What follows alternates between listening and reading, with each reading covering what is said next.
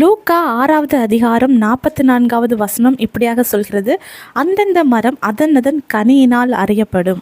ஒரு மரம் இருக்குது, அந்த மரத்தோட கனியை வச்சு தான் அந்த மரம் எப்படிப்பட்டது, அது நல்லதா கெட்டதான்னு சொல்லிட்டு நமக்கு தெரிய வரும். அதே மாதிரி நம்மளும் எப்படிப்பட்டவங்கன்னு சொல்லிட்டு நம்ம கொடுக்குற கனி நிமித்தம் தான் பிறருக்கு தெரிய வரும். முக்கியமாக பரலோகத்துக்கு போகணும் அப்படின்னா நம்ம கொடுக்குற கனி நல்ல கனியாக இருக்கணும். கனினா என்னன்னு நீங்க யோசிக்கலாம். கனினா நம்முடைய குணாதிசயங்கள். குணாதிசயங்கள் இயேசுவ மாதிரி இருக்கணும். இந்த குணாதிசயங்கள் தான் ஆவின் கனிகள். ஏசப்பா விரும்புகிற ஆவின் கனிகள் நம்ம கிட்ட வேணும். ஆவின் கனிகள் குறித்து கலாத்தியர் 5வது அதிகாரம் 22, 23வது வசனங்கள்ல நம்மளால பார்க்க முடியும்.